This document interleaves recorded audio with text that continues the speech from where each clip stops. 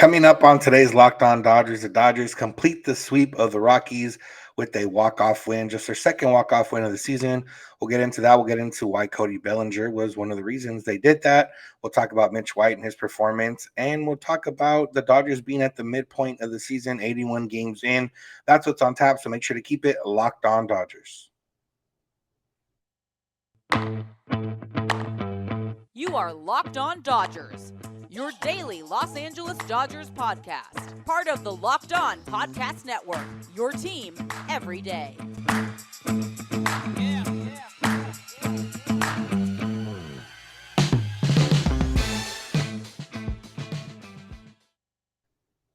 Yo, Dodger fans. Welcome to Locked On Dodgers. We are part of the Locked On Podcast Network, the number one local sports daily podcast network. Locked On, your team every day. Make sure to find and check out Locked On Dodgers on YouTube or wherever you get podcasts simply by searching for Locked On Dodgers. And to make it easier on yourself, subscribe in all those places so you can be notified every day and you don't miss a day because you know we're not going to. If this is your first time listening or watching, I'm Samperio. This is my co-host, Jeff Snider, and we are Locked On Dodgers. We're both lifelong Dodger fans that have spent some time covering the Dodgers in a variety of ways and continue to cover the Dodgers in different ways. One of those ways being this podcast here. So let's do what we do and talk Dodgers, Jeff. Yeah, let's talk Dodgers. I was kind of glad yesterday was our 1000th episode together, and I was kind of glad we didn't realize it until after the fact because I didn't want a whole navel-gazing episode, you know. But between the Scully Avenue podcast, 138 episodes, and then yesterday was our 900 and whatever 62nd. Whatever adds up to 862nd. I'm sure I can do math. Anyway, it's been 1,000 episodes, and most of them have been a lot of fun. Yeah, most of them have been fun. This one will be another fun one because the Dodgers won. Like I mentioned, they won via walk-off. It was, as Mookie Betts said, it wasn't pretty, but he got the job done. A little chopper over the mound. A couple Rockies infielders crashed into each other, and that's what allowed their winning run to score. That winning run being Cody Bellinger. And let's start there with Cody Bellinger. He had 3 hits on the night, ended up scoring both of the Dodger runs. I ended up, using his legs, being able to do so. And one of those, or 2 of those hits came after. It was a throwing error. It was just kind of a weird thing in general that happened. It bounced over Justin Turner, it bounced over Mitch White. It ended up allowing a run to score. But that, combined with yesterday, Bellinger kind of sliding and missing that one late in the game. One of those things where we talked about how Justin Turner and Chris Taylor didn't bring the offensive struggles to the defensive side. Cody Bellinger, not necessarily defensive struggles, but a couple of defensive mishaps. You can maybe see him wanting to overcompensate at the plate, but he did not do that, especially not on Wednesday because he had 3 hits and they were all singles. Yeah, absolutely. And, on that play with the throwing error, Bellinger, I wonder if part of him thought that he should have caught the ball. It's a no-hitter going on, and maybe there's some part of him that thinks he should have laid out and dove and caught that ball. It's probably the right call not to do that because it is a 0-0 game. And if that ball gets past you, the run definitely scores. But maybe he tried to make up for not catching it by, I think the throw itself was ill-advised. He probably should have just got the ball into second base, let Bryant take third base. Instead, he makes a throw that gets past JT and gets past Mitch White. But there's definitely versions of Cody Bellinger we've seen even this year that after that error would have just been trying to make up for everything with one swing out of his shoes, swing for the fences, especially coming up in the bottom of the 9th inning, leading off the bottom of the 9th in a tie game. Like, Cody, he's hit walk-off home runs before. He would love to hit a walk-off home run. So as much as a walk-off home run would have been fun, seeing him hit a single in that situation, I think is better news for the Dodgers the second half of the season than if Belly had hit a home run. Because we know Belly can occasionally run into a home run. But for him to stay within himself and get a base hit, he's even hit a walk-off home run off Bard, hasn't he? Wasn't that the one that he didn't know where the ball went and it cleared the fence in right field? I think that was off of Bard. So, you could definitely picture him thinking, I'm hitting a walk-off home run. I'm into this game right here. But instead, he got a base hit knowing I got Gavin Lux, I got Will Smith, I got Mookie Betts coming up behind me. If I can get on base, I'm fast, I can make things happen. And that's how I can best serve the team instead of swinging for the fences and maybe striking out. And so I was very impressed. I would have been impressed with those last two at bats of his anyway, but especially coming after the error that allowed the Rockies to score the run. It was super impressive and seemed like a big development in Cody Bellinger's season to me. Yeah, I'm also wondering if it had to do with how he did yesterday. He had a few swings, cut it loose swings in the game on Tuesday, ended up with 3 strikeouts, visibly frustrated after the last strikeout when he swung and missed on a little bit of a hanging off speed pitch. He tossed the bat into the air. So, and we saw different swings. We didn't really see any cut it loose swings at all from Bellinger today. We saw a lot of those similar to what he did last year in the postseason, late in the season and the postseason, and why he found success of just poking the ball, finding spots and hitting the ball hard and putting it in play. And we know, we've seen him hit the ball hard a few times this year that didn't end up in positive results, a couple of times into double plays or whatever else the case. So, and I know him personally, being a guy that has hit, you know, so many home runs in the season before, being a guy that's been an MVP before, still trying to figure out where he stands now as a player in the big leagues. I'm sure it's a constant struggle between him and his mind and everything else, but it's a matter of, at this point, the Dodgers don't need you to hit 40 home runs. They need you to just play good defense and get on base and do exactly what you did in this game. So I wonder if he goes more toward that style of play, more toward that style of swing, which does sap his power a little bit. But like you said, and like you mentioned right here, getting on base, Gavin Lux has done that to a certain extent this year. He doesn't really have the power, but he's been able to hit the ball hard and get on base. And he's almost hitting 300. And it also feels like he's more comfortable at the plate and at times has had some cut it loose swings that have either produced home runs or, at least looked nice, even if they didn't produce home runs. So I wonder if that's kind of the way Bellinger is going to go for the rest of the year. I don't know why a random, July 5th game with 3 strikeouts when he's had multiple games with multiple strikeouts this year would have done that. But if that's the case, I wouldn't be upset about it. Yeah, well, I did jokingly suggest on Twitter yesterday that maybe the person who last year told Zach McAllister he might hit better if he looked at the ball when he swung, maybe somebody should give that guy Cody Bellinger's number. So maybe that happened. But with what I'm hoping, I think my ideal development would be for Cody to spend a week or two with this swing and then find a balance between the two where, you know what, when I'm in a head and count, in a 2-0 count, sure, hunt that pitch that you can and swing out of your heels, hunt the home run when you're up in the count. And then, if you don't get it or whatever, then go to this base hit.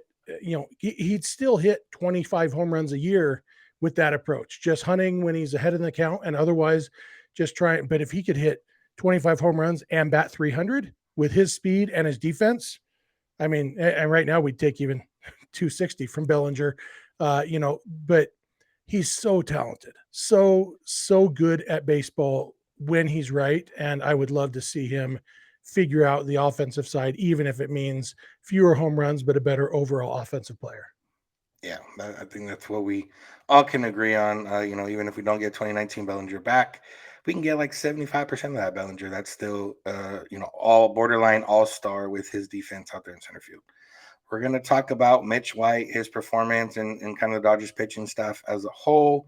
First, let's talk about Blue Nile, because if you are someone that's looking to surprise that special someone, you're ready to pop the question, celebrate a milestone moment, whatever it is, you can find jewelry as unique as she is with the modern convenience of online shopping at BlueNile.com. BlueNile.com has jewelry experts on hand 24/7, available via phone or chat to help you find a memorable gift at every budget. If you don't know anything about shape, size, clarity, setting style, all that stuff that maybe most of us don't know about, Blue Nile is there to help you out. And you should probably get some advice from that significant other of what they like as well. But either way, Blue Nile will help you out, and they'll handcraft the perfect engagement ring or milestone moment ring. And right now, you can make your moment sparkle with jewelry from BlueNile.com, and Locked On listeners can get $50 off their purchase of $500 or more. This even includes engagement rings, podcast exclusive agreement. Use the code locked on. That's code locked on for $50 off, $500 or more. Every order is insured, ships free, and arrives in discreet packaging that won't give away what's inside. Shop stress free and find your forever piece. Go to BlueNile.com. All right, Jeff, we're back and we're here to talk about Mitch White. Mitch White pitched into the sixth inning, got 2 outs in that sixth inning, wasn't able to get the third out. Did end up had not allowed a hit through the first 5 innings. Did allow the one hit that ended up being the thing that drove in a run after Bellinger, the misplay and everything else out there and the throw. But just 1 run, 5 2/3. He's now thrown 3 straight starts, 3 straight starts in this rotation. But since the month of June, he's made 5 starts, has gone at least 4-2 or 4 innings in all of them, has gone at least 5 innings in all but 2, and has a season ERA down to 3.38.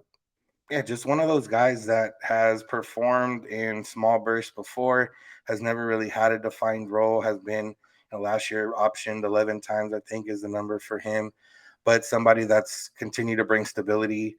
And the Dodgers haven't missed a beat. They're still, the leaders in starters ERA in the month of July. It's been a short month, but they have a 1.19 ERA from their starters. And, combine that with Pepiot, the Dodgers swept this series with Mitch White and Ryan Pepiot throwing 2 of those games. Yeah, and Mitch White is a good pitcher. And we as Dodger fans, I think, get spoiled sometimes because the Dodgers have Clayton Kershaw and Walker Buehler and Julio, and the Dodgers are willing to spend, so they are willing to make trades. So they go out and get guys like Max Scherzer and stuff. Mitch White would be a number 3 or 4 starter on most teams, probably. He's very good, and I don't know if he's good enough to hold down a spot in the Dodger rotation the rest of the season, but he's definitely providing them a lot of what they need right now with Buehler on the IL and Buehler struggling even before that. With Heaney on the IL and Kershaw has been hurt. Mitch White has been a lifesaver to go out there and give them what he's given them. And, some games are really, really good. Some games are just, because he had 3 runs in 5 innings against the Pirates, 3 runs in 2 1/3 against the Phillies. There's been some that not quite clunkers, but he hasn't been an ace every time out. But a game like this, when he went over 100 pitches, almost got through 6 innings, if he can be a guy who can throw you 100 pitches and get through 6 innings and give up 3 or 4 runs, Dodgers are going to win most of those games that he does that. And when he decides to give up 1 hit and 0 earned runs, you'd think they definitely win that game, even though it took a walk-off hit to do it this time. But if they can get that from Mitch White every time, they will absolutely take that. Yeah, and obviously with almost any pitcher, unless you throw a perfect game, there's always somewhat room for improvement. Mitch White had that. He did walk 4 guys in the month of June. In the 18 innings he threw in June, he walked 5 guys total. Walked 4 guys in the 5 2/3 last night. But he hasn't really been a guy that walks too many before, so I'm not really concerned about it, especially when his stuff was so sharp. He was getting strikeouts. He had racked up 6 strikeouts, I think. 1 off a season high for this year. We've seen him be a guy that, last year he came in after an opener and ended up finishing the game against the Pirates. So we know he's a guy that can be effective in certain spots. And now he's starting to show himself effective in more than just certain spots, just an effective pitcher overall. I mean, you look at his numbers from last year, we kind of knew that he was an effective pitcher overall, and he's just continued to grow from there. And I mean, in his career, he hasn't broke 100 innings, but he has a 3.41 ERA, and a 3.41 ERA for somebody that the Dodgers are using as a 5th, 6th / reliever starter in some cases is more than enough and more than what you may expect, or more than, even like I said, more than what teams have. Mitch White could be a 3 or 4 on a lot of teams. He barely cracks the top 7 on the Dodgers team, but when he is in there, he's pitching well, pitching effectively, and the Dodgers can benefit from it. Yeah, and he probably also got a little bit lucky a few times in this game against the Rockies. He had 3 batted balls that he allowed that were over 100 miles an hour off the bat. One of them was a ground ball, so that one even that had a 480 expected batting average. A hard hit ground ball that's hit 105.8 miles an hour is going to find a hole sometimes. Randall Grichuk's didn't. And then there were 2 lineouts that had expected batting average of 700 and 770. And so, on its merit, he probably wasn't really throwing a no-hitter. He probably had gotten a little bit lucky, but every pitcher gets a little bit lucky every game. And the key is to not have too many of those moments and to not get them back to back. And getting lucky 3 times in 5 2/3 innings, that's not that bad. Even if those fall in, chances are he doesn't give up any runs, and so there's definitely things to clean up as far as the walks go, and maybe limiting that hard contact a little bit. But yeah, like you said, it's not like the Dodgers punted this series, but going in with Pepio and White, basically they were saying we are relying on our offense and the fact that the Rockies, despite being 4-2 against us this season, are not actually very good. And Pepio and White both, I think, took major steps forward. And the Rockies, they have some guys who can hit. They're not a terrible offensive team. And so for both Pepio and White to do that on back-to-back days is pretty impressive and hopefully good for their development. Yeah, another thing that was impressive, might be the word, Craig Kimbrough. He pitched the 9th inning when the Dodgers were in a tie game, and he needed just 5 pitches to get 3 outs. A little bit of thank you from the Rockies, but also he's putting the ball there, throwing strikes. He can't really analyze too much. We don't know how his command was per se because the Rockies were shooting everything, but we know that he was throwing strikes at the very least. And just good to see a bounce back from him, especially after the way that, came out after he got hit, after he blew the save. Dodger fans down on him again. Dodger fans maybe a little bit worried going into that 9th inning. I wasn't worried about going into the 9th, but once he recorded 3 outs on 5 pitches, I thought, oh, they might try to bring him out for the 10th if it gets to the 10th. So I kind of hope it doesn't get to the 10th. And the Dodgers obliged in that regard. But yeah, I mean, Craig Kimbrough, this is what he can be, and hopefully this is what we see more often in the future. Yeah, my sons and I actually had that conversation during the bottom of the 9th with Kimbrough having thrown 5 pitches. Would they bring him back out for the 10th? They've done that once earlier this year, and he did allow the Manfred runner to score, and he took the loss in that game. Yeah, and, like you said, he didn't get much swing and miss, if any swing and miss in this game.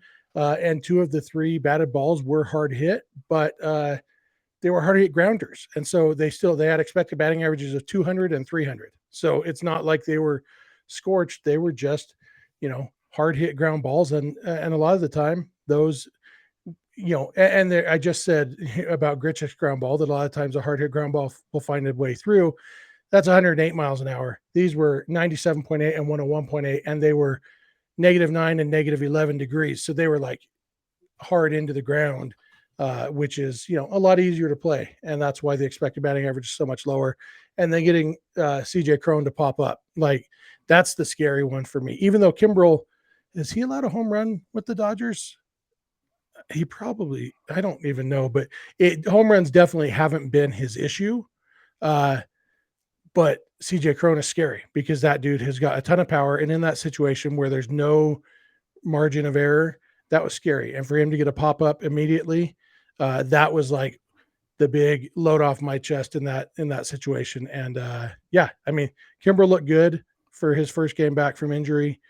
David Price looked really good, throwing hard still. Maybe he actually has picked up a couple ticks. Yency Almonte maybe struggled a little bit with command a little bit, but looked good overall. And just really a dominant pitching performance. 1 hit and no earned runs. I think you'll take that every game. Yeah. Kimbrough's allowed 1 home run this year, and I don't remember it. So, but other than that, just kind of going off what we talked about yesterday, and how the Dodgers were going to get another pitcher and another position player on the roster. We forgot about Caleb Ferguson, who was on the injured list and was eligible to come off. So Caleb Ferguson came off the injured list, and then Zach McKinstry's, while he was placed on the injured list on June 28th, he could have been backdated since he hadn't played since June 23rd. So that was the 2 moves, Zach McKinstry and Caleb Ferguson on the roster. Yeah, we totally forgot Ferguson, which was funny because after the fact, after they announced it, I remember that Eric Steven actually tweeted that was the probable move. So for some reason, I just brain farted that when we were recording last night. But I think most of the things we said were relatively intelligent, even if we didn't actually end up getting any of the specifics right. Our main thesis was that there's a ton of different things they could do. So who knows what they're going to do? And the answer was we don't know what they're going to do, apparently. Yeah, even David Peralta hit the home run. Dodgers were up 5-2, and Peralta hit a 2-run homer to make it 5-4. That was the one home run that Kimbrough allowed this season. all right, so yeah. All right, we're going to talk about Ryan Pepiot in a different way. We're going to talk about the Dodgers being at the midpoint, kind of looking at some numbers because now it's easy math in order to find some projected numbers for the rest of the year. But first, let's talk about BetOnline. BetOnline.net is your number one source for all your betting needs and sports info. They got all the latest sports developments, league reviews, news, podcasts, betting, esports, scores, all that stuff. With MLB taking the forefront in the month of July, you can check that out. You can check out some tennis stuff, MMA stuff, boxing stuff as well, even golf. Head to betonline.net because it's your number one spot and best spot for all your sports scores, podcasts, and news. Fastest and easiest way to check in on all your favorite sports and events. So head to the website today on your laptop or mobile device and learn more about the trends and learn more about the action. Bet online, where the game starts. All right, Jeff. So before we get into the midpoint, Ryan Pepiot talk. This one's mostly yours. You got a DM asking about some specifics about logistics in terms of players that come and make a spot start and don't necessarily stick around much long after that. Ryan Pepiot was optioned right after the game, and you actually spoke to a pretty well-known source in regards to that specifically. So I'll let you take it away. Yeah, so I got a DM from Chris Lopez at CHR Lopez 1021 on Twitter. He's a loyal listener. He and I have talked a lot, and he said, I have a question that I'd like to know, and maybe others would too. When a player comes up for a spot start like Pepiot did, where does he stay? It would be nice to get information about what happens, how he gets the call up, the plane, flight, uniform assignment, where does he stay? Do they get him a car? Dumb stuff, but it might be interesting to hear about. So I thought, who do I know who might know what the situation went like for Ryan Pepiot? And I thought, I'm going to DM Ryan Pepiot and ask him. And so I did. And he got back to me, which was really nice of him. And I actually just copied and pasted Chris's question to him. And Pepiot, one thing that was interesting, he said, most of the time you don't actually know that you're just coming up for a day or two.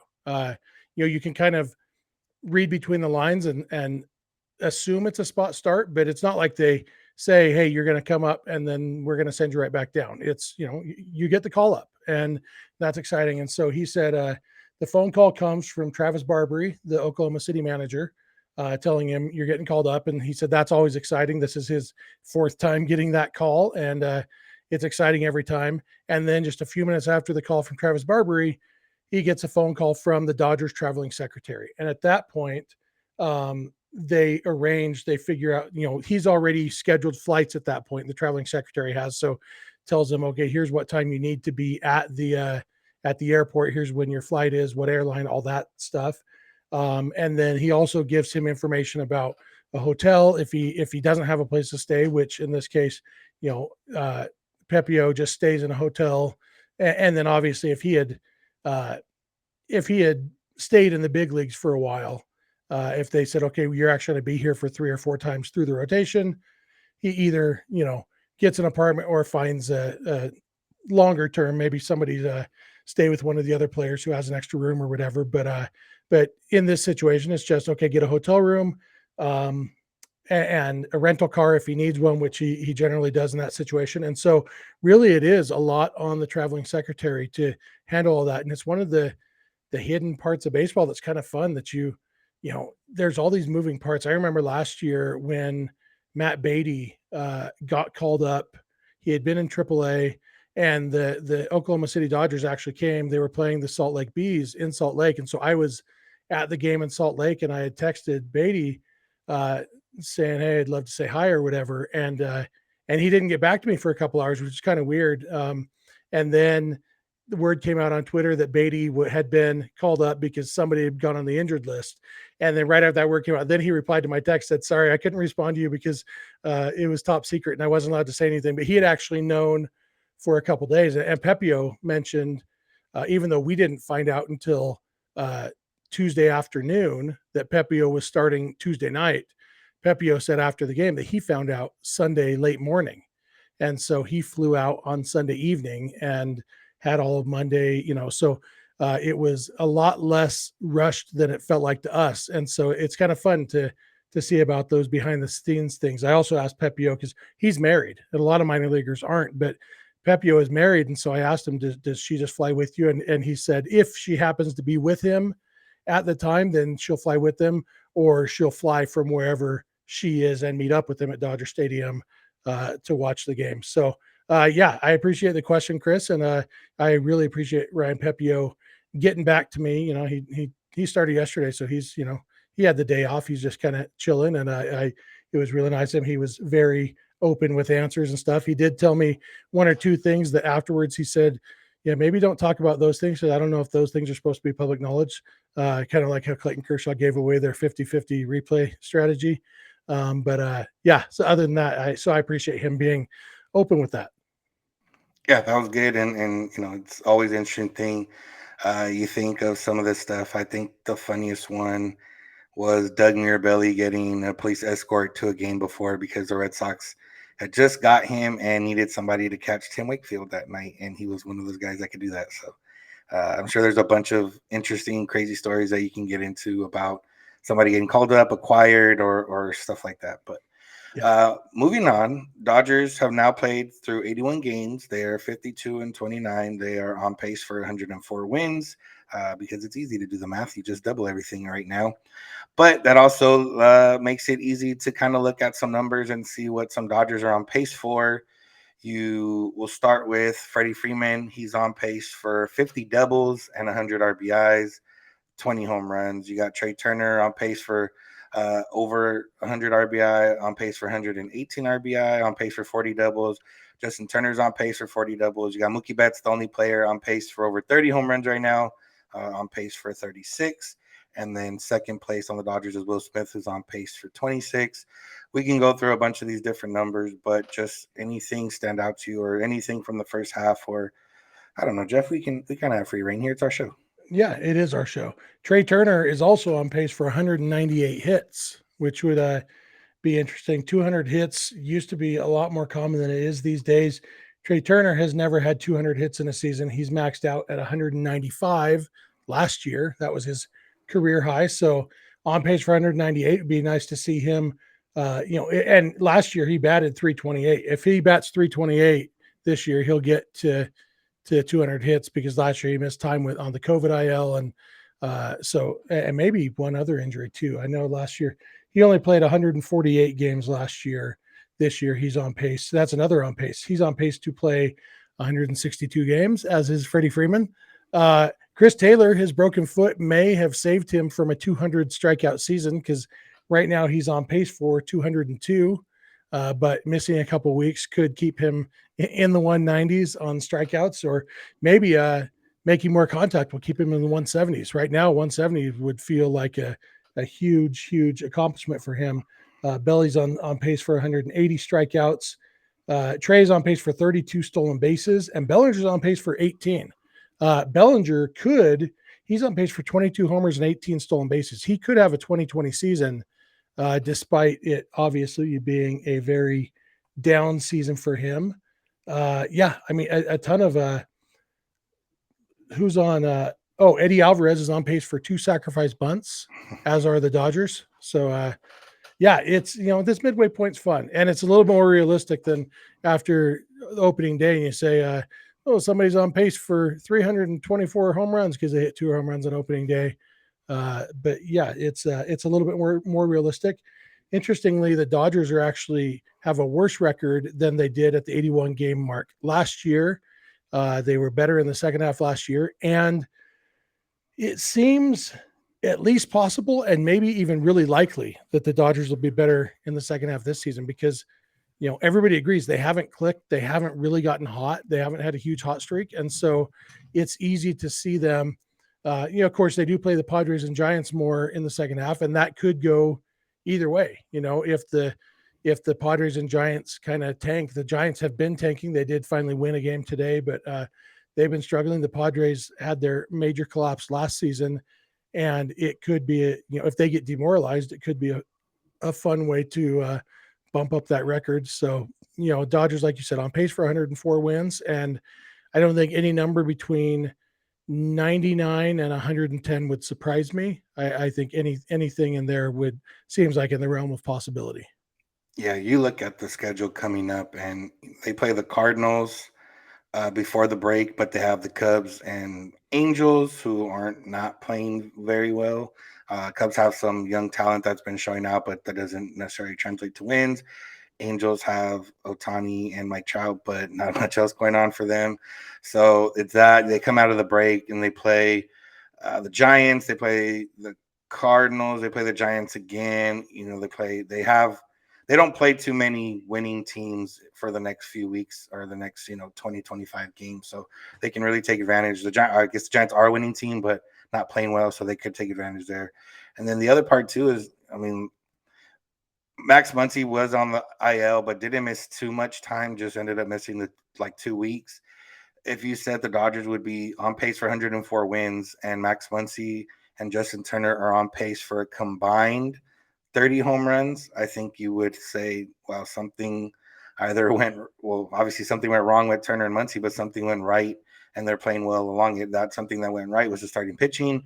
And even the starting pitching, we've talked about Tony Gonsolin maybe being going to regress slightly. Tyler Anderson could regress slightly. Guys could regress a little bit. Even Pepio and Mitch White if they continue to make starts. But the offense can regress the other way and put up more runs, and the Dodgers can still be on pace to win over 100 games. So it's going to be an interesting second half. I do think it's going to be a lot different than last year. I don't think they'll be fighting till the final day for the division.